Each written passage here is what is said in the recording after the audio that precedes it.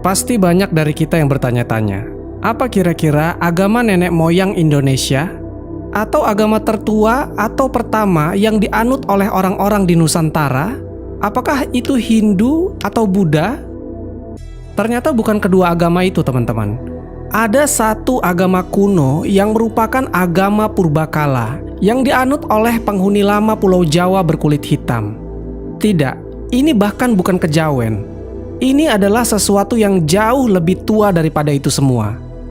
Lalu kenapa kita bahas? Karena agama ini adalah agama tauhid, sebuah agama yang menyembah kepada Tuhan yang tunggal. Agama ini disebut dengan Kapitayan.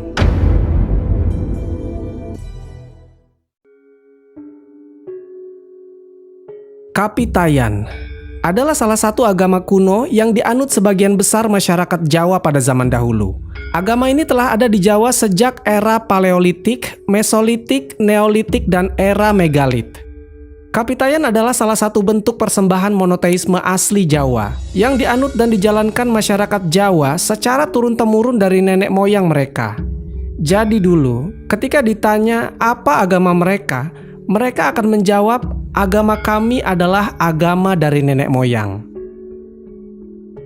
Orang Jawa setempat kerap juga mengidentifikasinya sebagai agama kuno Jawa, agama monoteis Jawa, atau agama asli Jawa. Nah, karena Kapitayan ini bersifat monoteis atau percaya hanya kepada Tuhan yang tunggal saja, maka dia berbeda dengan kejawen atau agama Jawa lainnya yang bersifat non-monoteistik. Kemudian secara etimologi, kata Kapitayan merupakan istilah yang berasal dari bahasa Jawa kuno yang memiliki kata dasar taya yang berarti tak terbayangkan, tak terlihat, atau bisa juga berarti mutlak secara harfiah. Jika dilihat dalam bahasa Sunda, kata taya bisa memiliki arti tidak ada atau tiada. Familiarnya kita sebut dengan teaya atau nggak ada.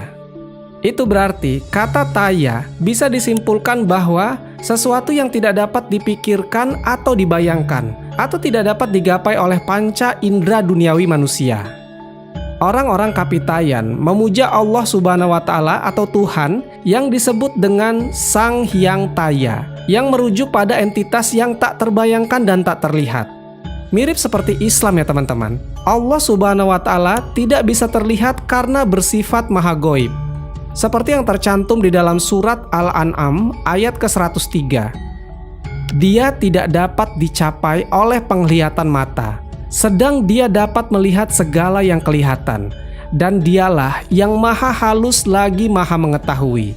Al-Quran surat Al-An'am ayat ke-103. Kaum Kapitayan juga percaya bahwa salah satu keagungan dan kebesaran Tuhan ialah kita tidak mampu melihatnya. Karena kalau Tuhan bisa kita lihat, maka dia bukanlah Tuhan. Jika di Islam, kenapa ketika di dunia manusia tidak bisa melihat Allah? Karena dunia bukan tempat kenikmatan. Dunia merupakan tempat bersusah payah, bersedih, dan tempat pemberian beban.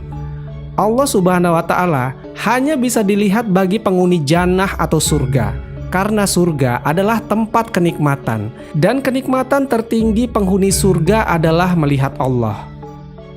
Agama Kapitayan juga berpandangan bahwa Tuhan bersifat abstrak dan tidak bisa digambarkan. Sang Hyang Taya diartikan sebagai Tan Keno Kinaya Ngapa, artinya tidak dapat dipikirkan atau dibayangkan. Untuk itu, supaya bisa disembah, Sang Hyang Taya mempribadi dalam nama dan sifat yang disebut Tu atau To, yang bermakna daya goib. Tu atau To di sini bersifat sebagai zat tunggal. Dia memiliki dua sifat, yaitu kebaikan dan kejahatan. Tu yang bersifat kebaikan disebut dengan Tuhan, dan disebut juga sebagai nama Sang Hyang Wenang. Tu yang bersifat jahat disebut dengan Hantu, dan disebut juga dengan nama Sang Manikmaya. Menurut ajaran Kapitayan, Sang Hyang Webang dan Sang Manikmaya menyatu dalam sifat Sang Hyang Tunggal. Berdasarkan penjelasan itu, sifat utama Sang Hyang Tunggal adalah goib dan tak terlacak oleh indera dan alam pikiran manusia. Maka karena goib, dibutuhkan sarana yang dapat ditangkap oleh indera dan alam pikiran manusia. Sehingga dalam keyakinan Kapitayan, tu atau to itu mempribadi dalam segala sesuatu yang memiliki nama tu dan to. Misalnya saja watu atau batu, tugu, tulang, turumbuk atau pohon beringin, tundak atau bangunan berundak, tosan atau pusaka, topeng, toya atau air.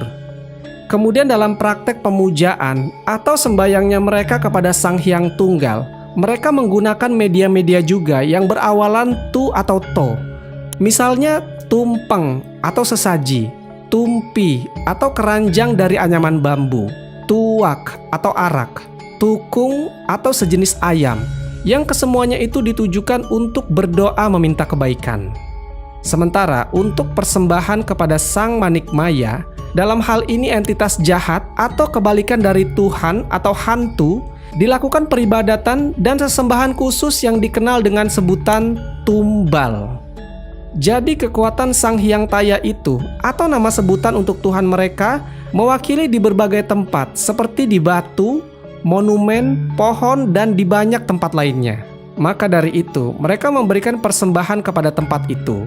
Tapi bukan karena mereka menyembah batu, pohon, atau apapun, tetapi mereka melakukannya sebagai pengabdian mereka kepada Sang Hyang Taya yang kekuatannya diwakili di semua tempat itu. Sama halnya Islam, ketika sholat di hadapan Ka'bah bukan berarti menyembah Ka'bah, namun Ka'bah hanya sebagai monumen arah untuk sholat.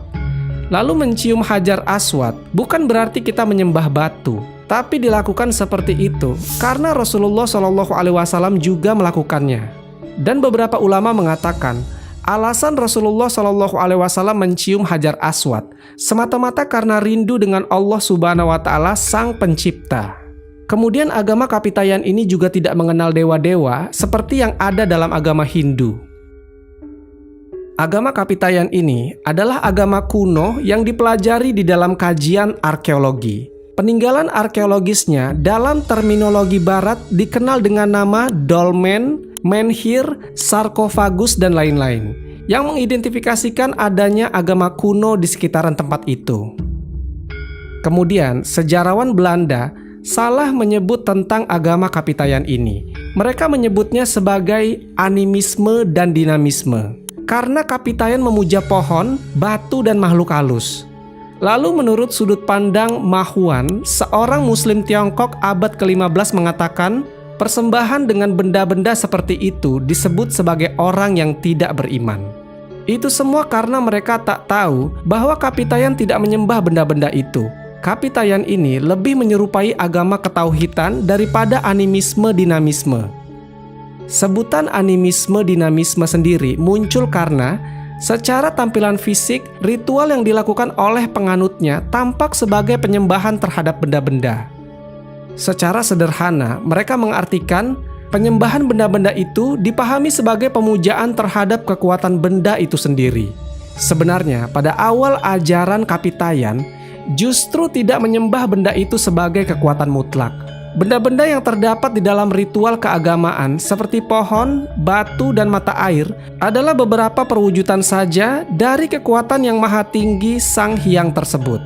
Oleh karena Sang Hyang Tunggal dengan dua sifat itu bersifat goib, maka untuk memujanya dibutuhkan sarana-sarana yang bisa didekati panca indera dan alam pikiran manusia. Konsep dari ajaran agama yang sedemikian lengkapnya terkesan terlalu diremehkan jika hanya dianggap sebagai pemuja animisme, sebagaimana yang diceritakan dalam banyak buku-buku sejarah yang beredar di pasaran saat ini.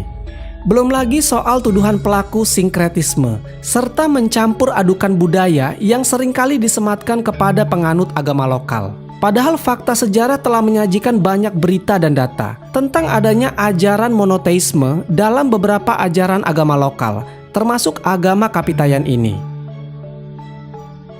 Agama Kapitayan juga memiliki toleransi yang besar kepada pemeluk agama yang lain. Pemeluk agama ini dikatakan sangat gampang berbaur dengan orang-orang yang di luar agamanya.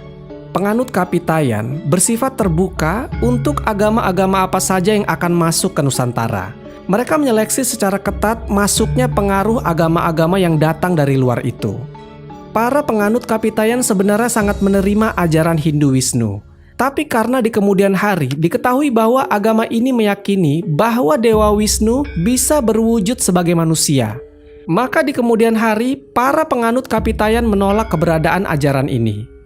Sementara agama Hindu yang diterima pada saat itu hanyalah Hindu Siwa, yang memiliki pandangan bahwa Tuhan tak dapat berwujud layaknya manusia. Mereka pun menerimanya karena punya konsep yang sama dengan apa yang dipercaya oleh agama Kapitayan, yang menganggap bahwa Tuhan itu Maha Tunggal dan tak berwujud dalam radar panca indera. Pada awalnya agama Islam sempat ditolak masuk ke Nusantara karena penganut Kapitayan mendengar bahwa Allah atau Tuhan duduk di atas arsy.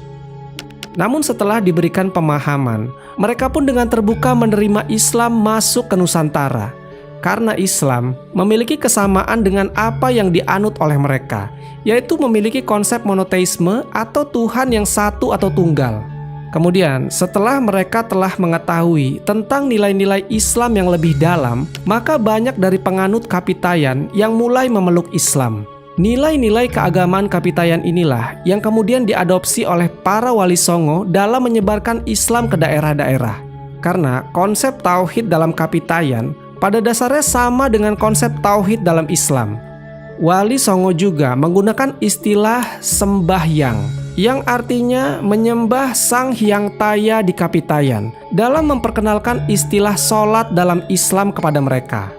Dalam hal tempat pemujaan atau masjid lah bisa dikatakan, Wali Songo menggunakan istilah kata sanggar di Kapitayan, yang artinya bagi mereka suatu tempat untuk berdoa atau beribadah dalam kepercayaan Kapitayan.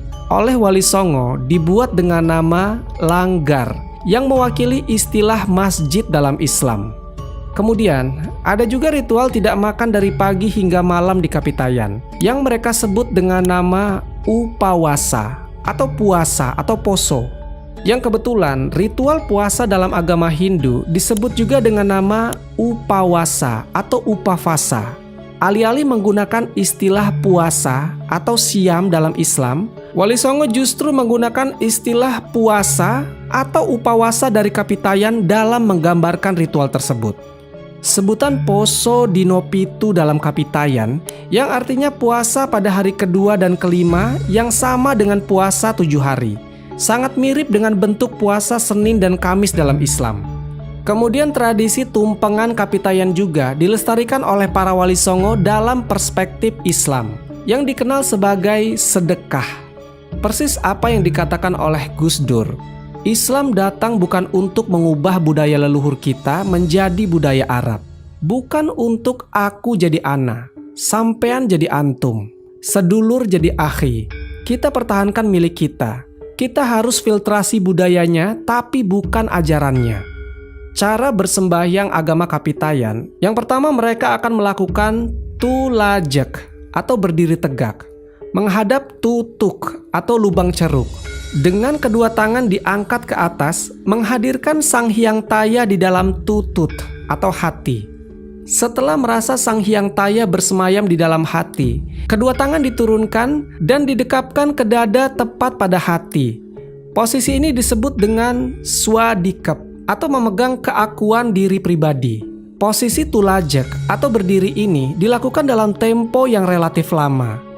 Maka setelah tulajak selesai, sembayang dilanjutkan dengan posisi tungkul atau membungkuk memandang ke bawah, yang juga dilakukan dalam tempo yang relatif lama.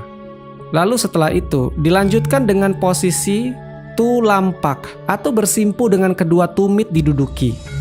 Yang terakhir dilakukan posisi tundem atau bersujud seperti bayi dalam perut ibu. Sembayang yang mereka lakukan ini berlangsung bisa minimal 1 jam atau lebih. Kalau melihat ini seperti gerakan sholat ya teman-teman.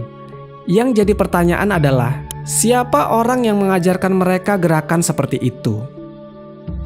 Dalam keyakinan penganut Kapitayan, leluhur yang pertama kali sebagai penyebar Kapitayan adalah Dang Hyang Semar, putra dari Sang Hyang Wungkuhan, keturunan Sang Hyang Ismaya. Mereka dikatakan mengungsi ke Nusantara bersama saudaranya, Sang Hantaga atau Togok, akibat banjir besar di negara asalnya. Dan akhirnya, Semar tinggal di Jawa, sedangkan Togog tinggal di luar Pulau Jawa. Lalu tokoh-tokoh idola dalam ajaran Kapitayan seperti Dang Hyang Semar, Kiai Petruk, Nala Gareng, dan Bagong dimunculkan sebagai punakawan yang memiliki kekuatan adi kodrati yang mampu mengalahkan dewa-dewa dalam Hindu. Jika kita lihat dari silsilah Semar dalam kitab Ramayoga dan Pustaka Raja Purwa, di sana tertulis bahwa keturunan berawal dari Nabi Adam, kemudian Nabi Syeds, persis apa yang dipercayai oleh agama Abrahamik, yaitu nenek moyang manusia adalah Adam, manusia sekaligus nabi pertama di muka bumi. Kemudian diteruskan oleh anaknya yaitu Nabi Syeds, lalu Nabi Idris, dan seterusnya. Besar kemungkinan praktik sembahyang yang mirip gerakan sholat tadi diajarkan sejak nenek moyang mereka, yaitu sejak Nabi Adam. Berarti artinya dari dahulu, dari awal manusia diciptakan, telah ada yang namanya sholat. Meskipun pada akhirnya caranya sholat telah disempurnakan oleh Rasulullah SAW. Semoga kisah ini bermanfaat. Sampai ketemu di kisah-kisah seru yang penuh makna selanjutnya. Wassalamualaikum warahmatullahi wabarakatuh.